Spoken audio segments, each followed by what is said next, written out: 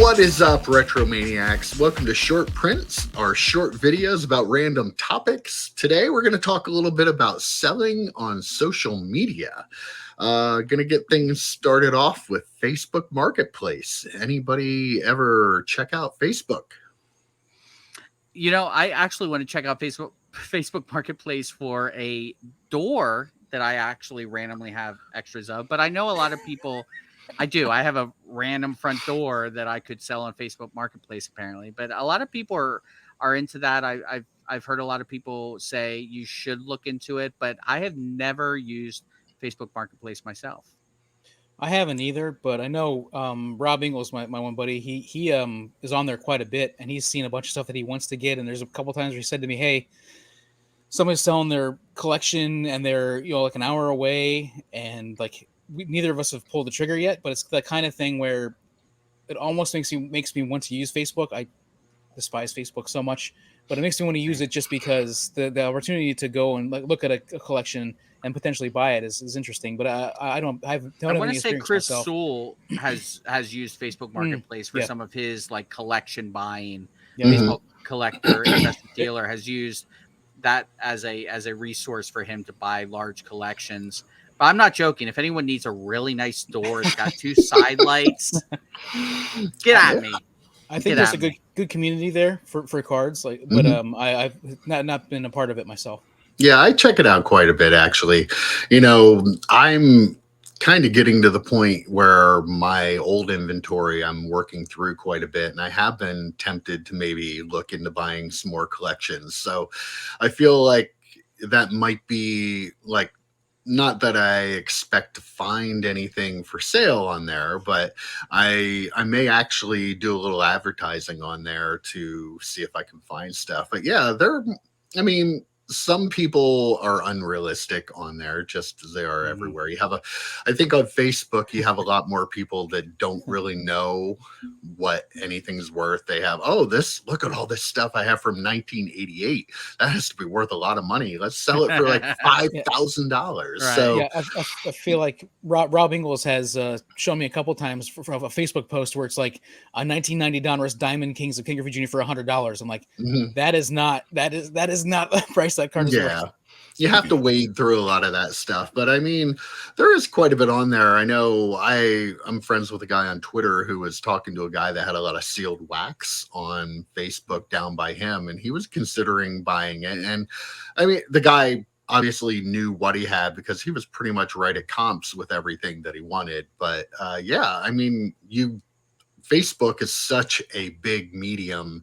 You have so many people on there that, just like we talked about on eBay, eyeballs. You have a lot of eyeballs. And you can find a lot of stuff on there. It's just, you are going to have to, work your way through it a little bit more to try to find, the realistic listings too. I've never sold on it, but yeah, I've considered it, I think maybe it's a nice way to go the opposite way too, Mike. If you go the opposite way of selling what you have left, that might be a good opportunity. It's a good way to like get rid of stuff in bulk, like bigger amounts of stuff, because you're able to find more local people that can buy it. It's not something that you have to, you can choose to ship stuff and whatnot, but you do have more local eyeballs on you if you're looking to, stuff like cassettes and, just boxes of cards like that. They're kind of hard to sell if you have to ship them because it's going to cost so much. So it is nice to find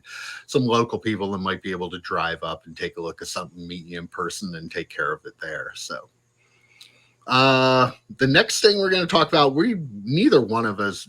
none of us really have much experience with selling on Instagram, but I have sold a card there. I sold a Kevin Green Precious Metal Gems, which was just a random thing that all those PMGs, posted. Man, they're hot. Yeah, I posted something there, and the guy got in touch with me, and we worked out a deal. So, I mean, it's a great medium for selling. I don't use it a whole lot, but like just the whole picture format is like perfect for selling cards. You can upload quite a few pictures. I know a lot of the breakers do live streams on Instagram, so that's a pretty cool option too for people who are looking to sell cards. Yeah, I had the Bowman Chrome that was a BGS 9, then turned into a PSA 9. I had it listed on eBay, and someone actually reached out to me on Instagram. Not any sort of like, not any sort of formal situation, but they reached out to me, just DM'd like, oh, I saw you had this on eBay. Can we make some sort of deal? And it kind of leads into the way, I handle things on Twitter as well. And we'll talk about that in more detail. But I have sold a rather high-end card on Instagram, and it was a great transaction, but it's only been one. So I'm sure if I was selling more than one, it would be a little bit less of a great transaction overall. I'm on Instagram, but I don't really see many cards. I've seen some breaks on there and stuff, but I haven't seen many. I've seen some cards advertised, but I've never bought or sold anything on there. I think it's a good, like you said, a good platform for it with the photos and everything, and it's very similar to Twitter. So I would probably lean more toward Twitter because I have more of a connection there with them. It seems like that's more of a sports and video games type of world, which I'm more into. The cool thing on Instagram is Alico3's on Instagram. I follow him. We've talked about him on the channel before, and he posts a lot of random cards. He'll be like, "Oh, this one is going up on my eBay page," or "This one has already sold." "Oh, someone got a really great deal on this card." And it's kind of fun following him because you can see some of the stuff he's recently sold or recently upgraded, and you're getting some high res pictures of a Peyton Manning 98 rookie insert or something like that. And he'll talk a little bit about. I don't think he's on Twitter. I think he does mostly Instagram. But yeah, it's fun to look at some of the stuff he's posting. You sold me on it, Joe. I'll start looking for more card stuff on there for sure if he's on there. And I know Chris Sewell. We talked about him. He's also on Instagram, not on Twitter. So. It's a pretty good format too for marketing what you are selling, maybe on another format. Like if you sell on eBay, you can list the pictures of stuff on there and let people know what you have available and really give them a good look of what you're selling there. So if you can get a following on there, that's a pretty good way. Plus you can tag your cards and find some new people that might be interested in it that may not see it on eBay, believe it or not. And there are a lot of ways that you can effectively use it as a marketing tool too, I believe. For sure. All right, the third and probably our most in-depth, because we're all on Twitter and we all tend to use Twitter a little more than the other social media platforms. So we have all bought and sold cards on Twitter, and I think it's a fantastic format for selling. It's pretty flexible because you have a lot of different ways you can go with it. You can jump into buy, sell, trade threads that, some of the bigger Twitter accounts have that really can get you a lot of exposure that you might not have even if you're a small account. You can do individual sales on there, stack sales like I like to run, people that even do stuff like Razes. A lot of people do racks on there, random acts of kindness. Talk a little bit about your experience with Twitter, Joe.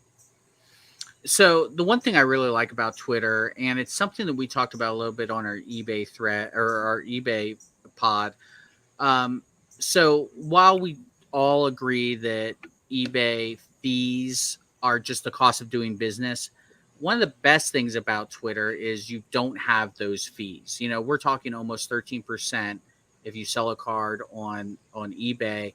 You don't have that issue on Twitter. Now, depending if you do a PayPal goods and services or how you end up having to pay for a card or sell a card, you may have some fees involved there, but it's nowhere near the cost of the eBay fees that are, like I said, 12.9 and 13%. So there is an opportunity to make a little bit more money on Twitter. And I'm sure we'll talk about the cons of this as well. But, saving that money is a big benefit if you're going to sell a card on Twitter. Yeah, I agree 100% with that. Like the huge, I have a spreadsheet that shows the difference between what it costs for goods and services and what it costs for eBay, and the astronomical difference. Like it's especially on like low end cards. The eBay charges that 50-cent fee, and for goods and services, it's only 30 cents. So if you're selling a low end card, that's a huge number right there. But also, one of the things that I like about Twitter is you're not just a buyer and seller situation. Like you build relationships there, and there's a lot of people. like on Mike on your Retromania sale, a lot of people making comments and just having a good time on top of buying cards and Ad, stuff. So, yes. ad. That's all I'm doing. Mhm. Following everyone who's buying on Mike's retro for my future stack sales, for sure. Yeah. Stack sales are my biggest thing there. People that aren't familiar with that, you just post different groups of cards and you allow people to claim cards out of your posts. Typically, I mean, people do it with higher end cards too, but we do it with lower end. The benefit being that people can add up a bunch of cards, a stack, if you will, of cards that might be 50 cents, $1, $2. So they don't have to pay shipping on just one or two cards. So they'll let it run for a while and they'll build up a stack. And then when they want to cash out, they'll pay for it and they'll get it all shipped together. So it's a great way to sell less expensive cards. I just ran a 2-week long stack sale, which was crazy. I'm exhausted just thinking about it. Yeah, I know. Yeah. I listed over 7,500 cards, I think, in the 2 weeks time and sold a lot of them. Was very happy with the way it worked out. But yeah, I made it a little bit of an experience so people could have fun. At the very least, I'm sure people are going to always remember and talk about that one guy that had that one crazy sale where he just did it constantly. But yeah, it's a great way to move lower end stuff. Like I have a lot of that kind of stuff. And Right. I like, it's really stuff that I don't know how to sell. Like, how do you sell a 50-cent card? Right. Unless you're setting up at a show. Even $1. Even Yeah. $1. If you have a dollar box at a show, maybe, but other than that, like, how do you do it? Like, it's really not cost effective for people. So a stack sale is a great way to move cards you wouldn't normally be able to sell. If you're selling on eBay, you can't sell for less than $1.50 a card. Like you really can't. Right. Like it's, I mean, it's really possible. that's like the point where you really need to get that. And like you said, 25-cent card or 50-cent card, like you can't do that. Right. So, you yeah. sell a card on eBay for $1, 30 cents off the top for the listing fee. You got 13 cents off the top for the percentage. So now you're talking that dollar card is only worth, only selling for 50 cents. At that point, is it worth the time you're putting in to actually then pack and ship it, or the cost of, if you charge for shipping versus not, and then the cost of the materials to ship it, things like that, like stack sales or Twitter, just in general, Twitter. So you mentioned this before, Mike, I'll go onto like larger buy, sell, trade threads and I'll get tagged in some of them. And I'll list, a couple of bigger cards, but then I'll say, hey, I have a ton of star cards from the 90s. Get at me if you need those. I can definitely hook you up with Brett Favre cards. I can definitely hook you up with Sean Alexander cards. I can do that, and I can put it together that you're not paying much. You're not paying anywhere near as much as you would on Twitter, or I'm sorry, on eBay, because you don't have to pay the tax and you can combine shipping and all that. But I'm making more than I would have if I would list those on eBay, because you can't list a random Sean Alexander card for like $2. No one's going to buy it. So if you get someone who wants it for 50 cents, but they're buying a lot of them, you're in good shape. How long until we see Retromania 2? Whoa. Let's talk about hashtag Joe Day Stacks. Hashtag Joe Day Stacks is I think whoa. your I thought turn. it was gonna be a combined sale, isn't it? hashtag Joe Day EP Stacks. Yeah. Oh wow, right. That'd be cool. I'll help promote that. Yeah, I think I'd rather promote you guys right now than do this again at the moment. I kind of feel like 2 weeks to ship this stuff out. It's gonna take month. longer than that. Yeah, I kind of feel like I never want to do this again. But yeah, That's why I asked. Yeah. I don't know. It was a fun time. I mean, it actually It was fun to follow. fun. And I had a lot of people say that like, this is really cool. You posted a lot of really cool stuff. It was really neat how you had, the different mix of everything. So, I feel like it accomplished what I wanted it to. Of course, I wanted to sell cards, but I think people actually had fun, which it was crazy the amount of people I had actually following the sale, like as soon as it started every night. Like I never dreamt it would be the way it was. So I was really happy about that. But we're not just here to talk about me. We're talking about, some of the other things. I know, Joe, you wanted to talk a little bit about Razes. Yeah, so it's nothing I've gotten into, but I see them all over the place, and I think Explain they're. to the listeners what that So is. I don't know if it's an acronym for something, but RASs are basically, say someone has $1,000 card, they'll send out and sell 10 spots for say 150 each. So they're selling $1,000 card for $1,500, whatever. I'm making up these numbers, but then you have the opportunity to win $1,000 card for $150, depending on the amount of spots you buy. It kind of reminds me of like buying a box break, getting into a break, so you have the opportunity to buy this expensive or get this expensive card for a much cheaper rate, or you spent 150, you had a chance to get it, and it's spinning the wheel. But this is something that's very popular. I see it a lot on Twitter, and I don't know the legality of it because of the gambling aspect, but they are very, very popular to the point where I've actually considered jumping into one or two. I'll see a Burrow Prism Hollow or something like that, PSA Mhm. 10. And I'm like, oh, I can throw in $100 and have a random 1 in 10 shot at getting it. I see breakers do stuff like that all the time, Mhm. so I don't see the problem with it, but I also know there is a gambling legality issue with that. I've EP, not, are you going to get in some? I have not ever seen one of these, so it's news to me. You've never seen Razes? No. You I'll just send you didn't some. notice, yeah. Probably not. I probably scrolled past it. Yeah. I'll tag you on the next big one I see. Well, thank you. Yeah. Definitely. Yeah, I'm pretty sure they're technically not legal, but what goes on at Twitter, nobody knows about, right? Nobody's watching that. And just like we're all gonna pay tax on every single card we sell. Let's pretend like that's a thing. Yeah. So We definitely do.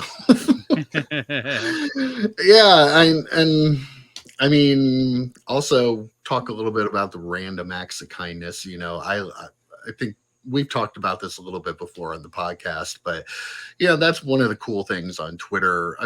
Other social media too, but Twitter is a pretty big thing where you'll just gift a card to somebody. Somebody might be looking for a certain card and you have it, not really anything super expensive. Sometimes people do give them pretty valuable cards, but people just will send a card to somebody out of the kindness of their heart.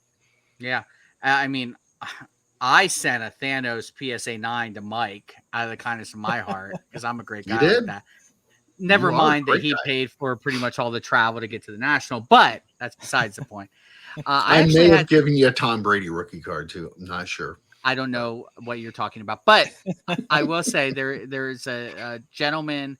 I don't remember his Twitter handle off the top of my head, but his name's Keith. And I had posted on @CardPurchaser. By the way, if you're not following @CardPurchaser, you're doing Twitter wrong. I posted @CardPurchaser, hey, I'm looking for this 1990 retro card from 2015 of Doctor Strange. Does anyone have it? I'd be willing to pay. The eBay prices were a little ridiculous, right? So I posted that out, and Keith actually reached out to me and said, oh, I have that card. What's your address? And I went, oh, what do you want for it? And he goes, oh, don't worry about it. I have a double. It's a double or whatever. I'm like, okay, wow. What do you collect? Let me know what you collect so I can send you something back. And he collected Packers cards from the 90s. I'm like, perfect. I will hook you up. And I sent a ton of Robert Brooks and a ton of Antonio Freeman cards, but he sent me this Doctor Strange retro card. I actually sent it off to SGC and it came back in SGC 10. And it's a pretty valuable card now, but that's a perfect example of someone who didn't need this card. He had a set already. He had a double. He knew I was a big Doctor Strange fan, and he just sent it to me just very randomly. And that's what's so cool about Twitter. You don't see that very often. It's not like someone's going to send you cards just free and random on eBay. Yeah, definitely not.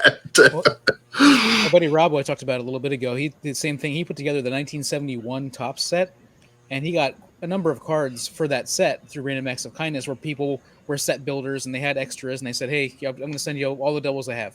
And just that kind of was that's And he really ended up big in that finishing the set, right? and that recently. Yep, yeah, and that world where there's a lot of trading and stuff like that in the set Mhm. building world, and there's a lot of random acts of kindness in there too. So I charged him for mine. I was fair. I was more than fair. No, I think I helped him get that kicked off, so that was kind of fun. Yeah. But yeah, okay. So as in any selling format, not everything's always going to come out smelling like roses. No. Joe, what pisses you off? So this is something that's more annoying. It's just as prevalent, but more annoying on social media sales than it is on eBay. Ghosts. So if someone buys something from you, we didn't really talk about this much on our eBay pod, but if someone buys something from you and they just ghost you, they don't pay for it, or they ask you to cancel it, whatever, it's annoying, but you can just relist the item, right? It's probably something you had on there. You know it's going to sell at some point. It's got a certain value to it. You can just put it out there. You can hit the relist button. You're good. The problem with social media, Twitter specifically, if you have people, generally it's more of a personal interaction where, and I'm just going to use Corey Dillon for the example because I sold a ton of Corey Dillon cards on eBay. because So Corey there's Dillon. no one I can offend on Twitter that no one's going to be like, is he talking about me? There was a Are you gentleman who sure? I'm pretty sure. Yeah. I'm pretty sure. Yeah. So someone could reach out to you and say, hey, I collect Corey Dillon. What Corey Dillon cards do you have? Corey Dillon was in a lot of sets in the late 90s and early 2000s. So you're going through and you're pulling cards that you wouldn't normally put on eBay. You're not putting a Corey Dillon lot on eBay unless it's a personal sale for someone on eBay that you already confirmed, right? So you're pulling out all these Corey Dillon cards, you lay them out, you take a picture, you send them to someone on Twitter, and you say, oh, how about a quarter a piece or 50 cents a piece or whatever. Poof. They're gone. And it's like, did you want me to just give them to you? What, like, why did you just vanish? What just happened here that you vanished? And you're putting a lot more time and effort into that because it's not like you can relist it then, right? On Twitter, you can't hit the relist button and be like, hey, Corey Dillon fans, come at me.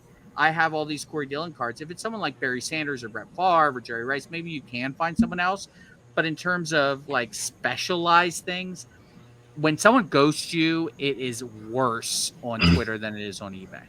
Yeah, I'm a little worried about that too with my stack sale. I mean, I have so many claims for so many cards that I'm not naive. I hope that I'm wrong, but the potential for somebody to just ghost me on stuff after, you add up everything, you send them the totals, you pull all the cards, and then they just go. I know the potential's there. I'm really hoping it doesn't happen, but yeah, I've had it happen a lot with cards I pulled out for people. Just, they just go. Like I had one guy really wanted Pittsburgh Steeler cards and just totally disappeared. Like sent him a couple messages. Hey, did you want the cards? I think it was only like $3 or $4 anyway that he wanted out of all the cards that I pulled. He only wanted a couple. And you probably pulled like $50 worth of cards. Yeah, like I easily pulled like 100 cards and he picked a couple for a couple dollars and then ghosted me after that. It was just like, wow. Yeah, that's rough. EP, ever happened to you? I know that like I haven't sold anything on Twitter yet, but I'm planning to hold a stack sale. That's a big plan. I'm gonna, like I said, me and Joe, I think we're planning. I'm gonna do a bunch of baseball stuff. Joe's gonna do a bunch of football stuff, and we might have a couple things that crossover. But like maybe one or two stacks. But I really am looking forward to that. One of my concerns though is with my job, I work a lot of hours, and I don't want my card stuff to end up being like a job and pulling 100 Pittsburgh Steelers cards out for somebody who doesn't end up taking any of them, or who says that they'll take 10 of them and then never actually takes the 10. That seems to me like work. Like it seems like it's something that would be really annoying and be like, okay, well, I'm never doing this again kind of situation. But I haven't experienced it myself yet. But that is one of my fears going into the stack sale and really like moving forward on Twitter. And Mike, this happened to you. I remember specifically you took a picture of a probably a 3,000 or 5,000 count box of cards, and you had it, they were tabs, so you had the Mhm. players labeled, and someone asked for a specific player. Again, I'm not going to say the specific player because I don't want anyone to be offended, but they said, "Oh, can I see your so and so player?" And you pulled all the cards out, took a picture, and they're like, "Oh, thanks, it was fun to look at." I'm not Yeah. running a museum here, like.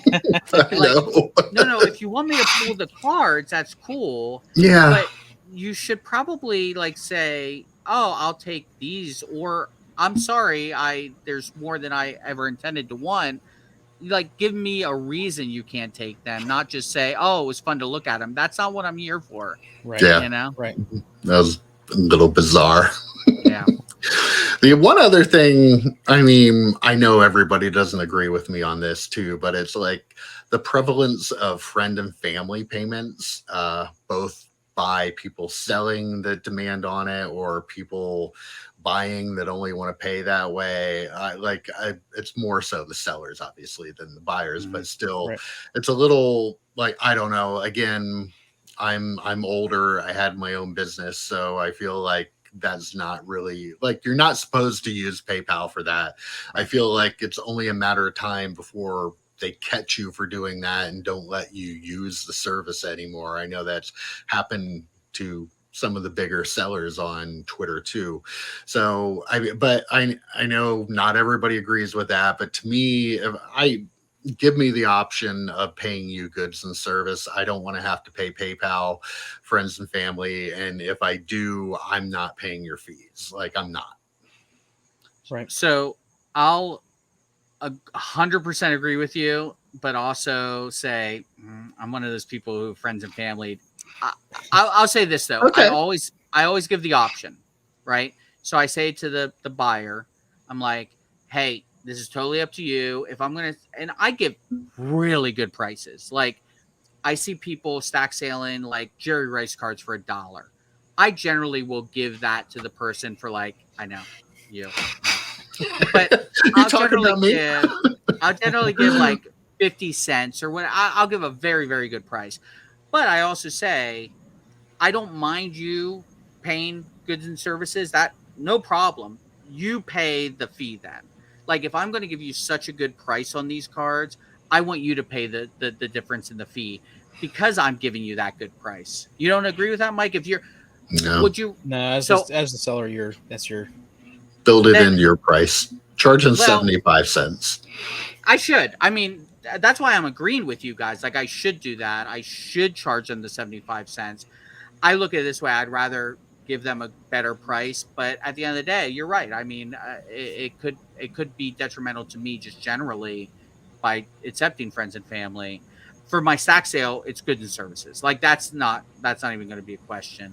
When I just randomly, interact, or if it's a bigger card, it's going to be goods and services. Like, if I send $10 in Marvel cards, I'm just like, if you want to send it friends and family, that's fine. If you want to make it $11 for goods and services, that's also fine. But there's got to have to be that.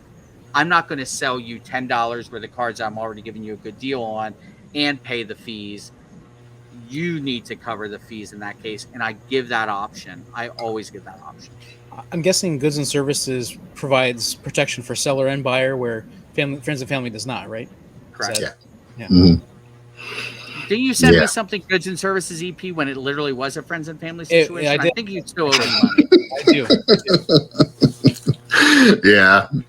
Joe and I just think a little differently about this, but yeah, I feel like Fight. I don't. Well, I mean, it's just a different way of doing Oh, I things. agree with Mike. wouldn't- It's not a fight. I agree with him. Yeah, I wouldn't. I just wouldn't do it that way. I'm going to give people the option if they want to send friends and family to me, if they're comfortable doing that, fine.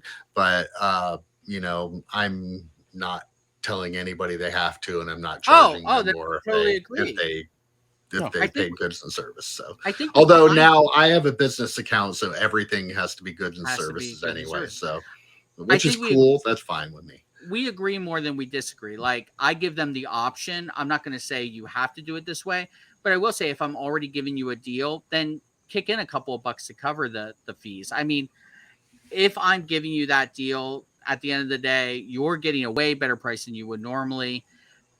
If you want to kick in the 3%, I think it is for goods and services. I mean, that's what I would prefer. I will say, as a buyer, I would never use friends and family, because if I'm buying a card on Twitter, chances are it's a Tom Brady rookie card, right? And Yeah, I for had something someone, like that. I had someone say, "Oh, it's either 1,500 friends and family or like 1,900 goods and services." I'm like, I'll go to eBay, thank you very much. Like I'm out on that. Like that's ridiculous, that you're going to charge that much more. But I'm not going to take a chance on a $1,500 card on friends and family. Absolutely not. It's I don't not- care how much feedback you have, or I'm sorry, how many vouchers you have on your Twitter Yeah. feed. Doesn't matter. Mm-mm. All right, guys. Good chat. We'll be back next week. Take care, guys. See you, boys. Adios.